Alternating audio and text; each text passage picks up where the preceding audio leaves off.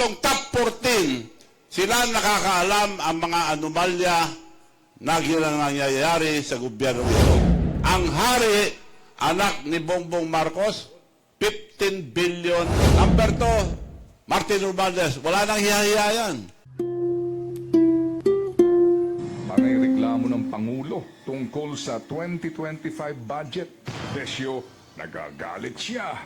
Kesyo, manggabing recognition. Kesyo, may binago siya pero pinirmahan pa din niya. Inaprubahan pa din niya. So, pinirmahan pa rin. Alam na niya na scrutinize niya. He read 4,057 pages. Sinigurado niya na nandun yung pinasaksak niya na 100 billion na pinasaksak kay Saldico at sa kay Martin Romualdez. Siya nagsabi, binasa niya, scrutinize niya, tinanggalan niya. Tinanggal, kuripot tong Ilocano ito, tinanggal, kunti lang eh. 1 billion 15. So, inapurbahan pa rin yung 98 billion 850 billion. Magician President, PhilHealth. Ito ang grabe sa lahat. Ang PhilHealth, hindi pera ng gobyerno ito, pera ng taong bayan. Pera malilit na tao, mga empleyado, lahat.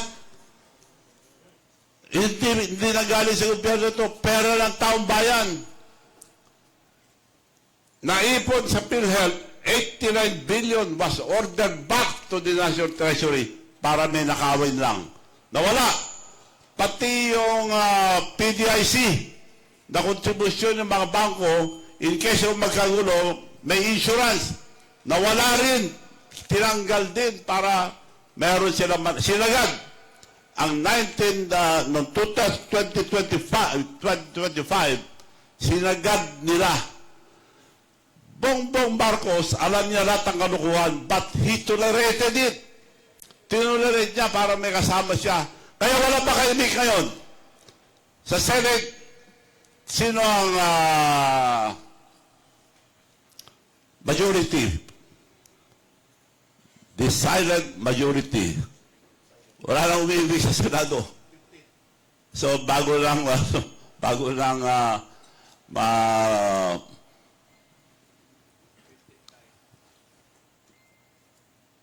tuloy ko ito at 19 billion was ordered back. And then, paggawa ng National Expenditure Program, the General Appropriation Act, ang unang-una, na humingi ang 74 billion. The Magician President, for the first time in the history of PhilHealth, 2025 budget, zero.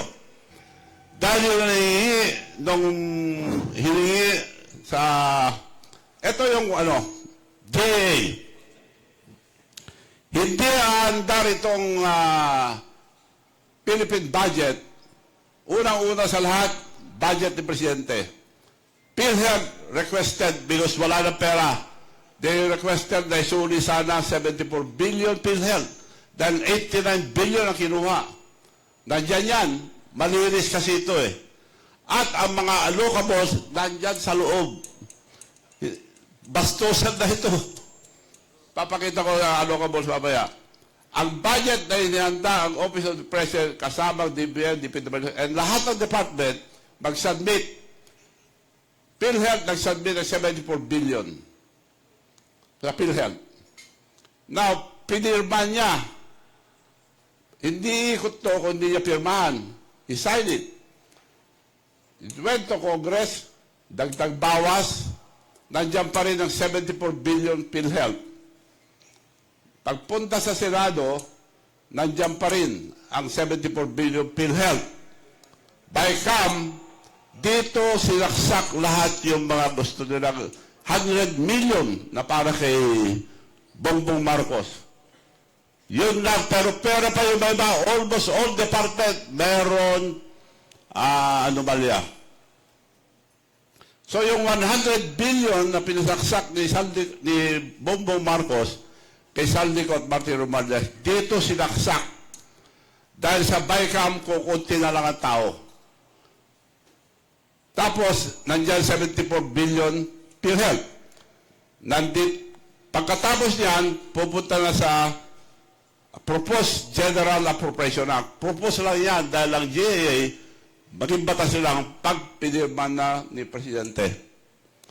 So dito, nandiyan pa rin 74 billion PhilHealth. Pareho pinagbutuhan to. So wala nang makikita ito sa Congress, magbubutuhan lang, aprubahan. Wala nang makikitang tao, wala nang makikitang papel sa Senado, pagbubutuhan lang, ay approve.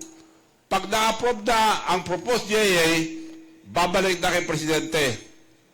Ito na yung sinasabi niya na he read 4,057 pages. He scrutinized it, studied it, at nagtanggal ng ito. Pagsusuri ng Presidente, Philippine 6.32 trillion GAA at tinanggalan lang ng 194 billion, ngunit mula sa 1 trillion budget ng DPWH, tinanggalan niya ang 26 billion lamang ang tinanggal. At ang 100 billion na siningit ni Martin Romualdez at Saldico para kay Bongbong Marcos ay binawasan lang ng 1.15 billion lamang ang tinanggal ni Bongbong Marcos. Siya lang pwede magtanggal, siya lang pwede magdagdag dito. Pampaganda lang at sa taong bayan. Ibig sabihin, inaprubahan pa rin ni Bongbong Marcos ang 98.85 billion na isiningit para sa kanya. So, he made mention, he scrutinized it, he studied it, he read 4,057 pages. Tinignan lang niya kung nandyan yung 100 billion na para sa kanya. Pinirmahan niya. Naging batas na. So, gano'n ang pag-ikot to. Now, magician ka ako. Now you see 74 billion PhilHealth sa ANDEP. Now you see 74 billion PhilHealth sa Congress. Now you see 74 billion PhilHealth sa Senado. Now you see sa BICAM 74 billion PhilHealth. Sa proposed GAA, 74 billion PhilHealth, pagbalik sa kanya, nawala. So, magician nga ako. Now you see, now you see, now you see, now you see, now you see, now you don't. Magaling na magician. Hindi lang kurap, magician pa. So, anong klaseng gobyerno ngayon dito? Gising ang ating mga kababayan. Magising tayo lahat. Huwag tayo pabudol. Maliwanag. Nandito na ang prueba lahat. So mga abogado, alam nyo lahat to. Nandyan na ang prueba. So, of the 100 billion insertion of Saldico and Speaker Martin Romualdez, first cousin of BBM, for Bongbong Marcos, BBM vetoed only 3 projects worth 115 billion. This means he approved the rest of the 98.85 billion insertion, of which they delivered to Bongbong Marcos. 25% commission. Aliwanag po yun. Pinirma niya.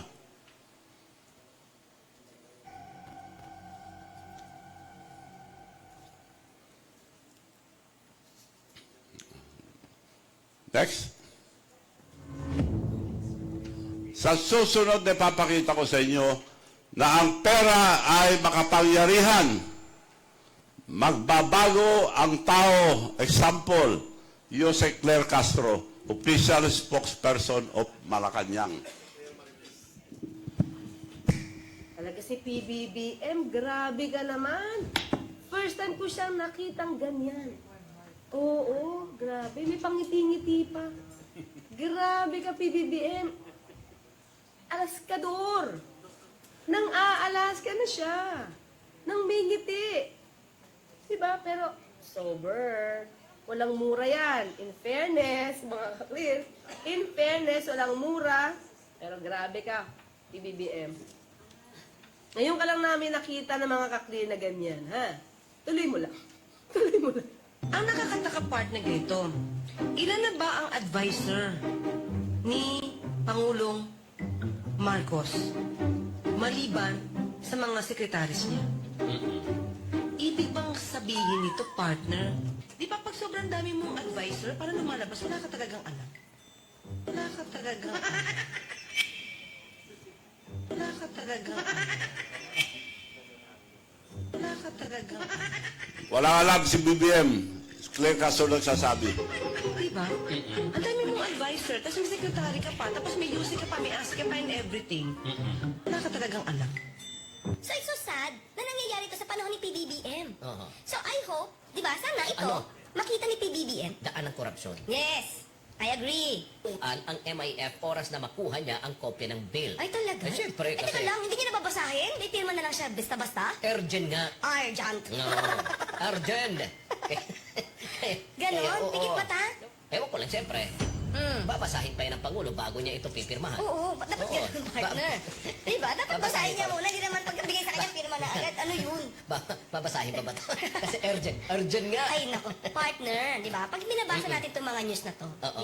bakit pa parang ang nangyayari ngayon, partner, especially itong sa mga lawmakers natin, parang sila yung nagiging lawbreaker. Mhm. Di ba? Lawmaker na lawbreaker. Di ba? Partner, doon pa lang sa pag-certify na urgent ito, hindi na ito naaayon sa Constitution.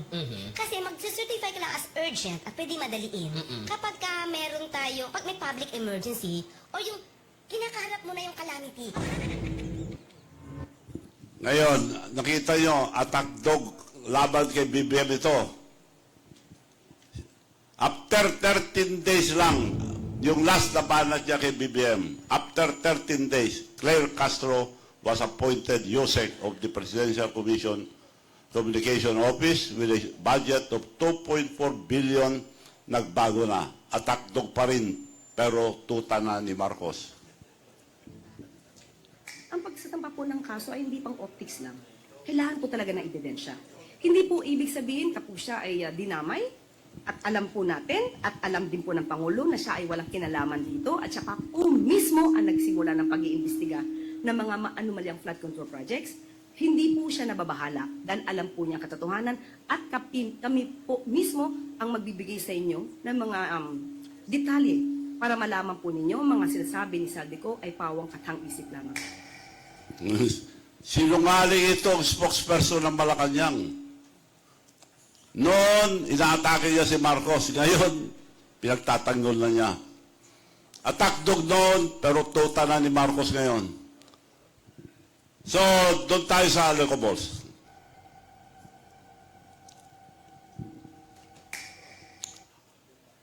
Pork barrel, illegal sa Supreme Court ang mga alcohols ay nasa National Expenditure Program. Nakalagay doon sa National Expenditure Program at naibigay pawang para punduhan ang mga proyekto bago pa man sila matukoy. Ang pork barrel, basta iba na ngayon. Ang pangalan niya, allocable. But the same dog, different colors. Iba na ang pangalan eh. So, ang mga allocables, top 14 lang to. Halos lahat ng congressman may allocables. Huwag tayo pumayag, mga kaibigan. Mga kababayan, huwag tayo pumayag. Binabastos na tayo. Ang dami ng ninakaw, may allocables pa. Dagdag, yan. Ang hari, anak ni Bongbong Marcos, 15 billion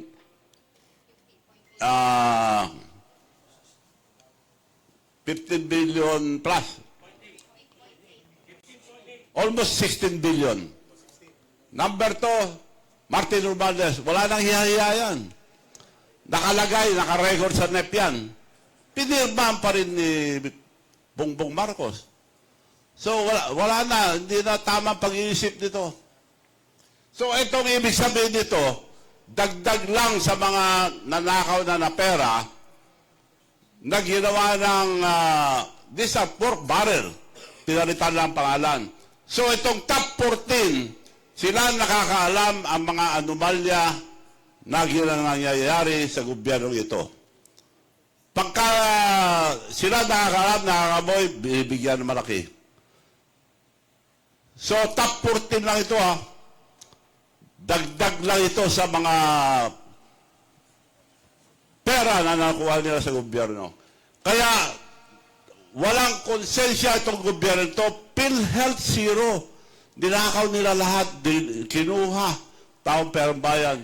Yung PDIC na insurance ng mga bangko. So, kung may mangyari, kawawa ang ating bansa. So, maliwanag, mga kababayan, na linuloko na tayo itong namumuno na tuloy na dahil nagdudruga. Puro pagnanakaw sa kabahan ng bayan. Bukod pa ito sa insertion, ang program funds, ayuda, bakit nauna ang pagpundo saka lang hahanap ng items sa NEP. Mahanap sa NEP ang mga ito na nasa NEP. Ako, allocables hindi lang sa congressman. Nabigyan din si special assistant to the president. Si Lagdameo. May allocables din.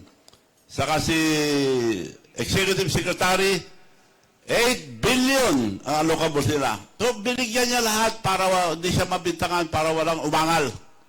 He tolerated grappling corruption para makapagnakaw lang na walang sita sa kanya.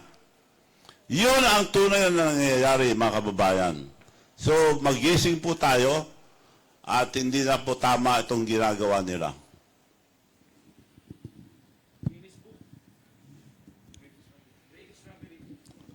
Now, nasa Guinness Book of Record na ang tatay nila. Greatest robbery of government. At akala ko nagpatulong sa akin na tumakbong presidente, vice president lang gusto. Sinabi ko, presidente muna, pero pag nag-file si Sara, baba ka dahil protected ka na kung vice lang gusto mo. Yes, Manong. Mabait naman nung araw si Bongbong. Hindi ko kalahin na ganito kasalbahe.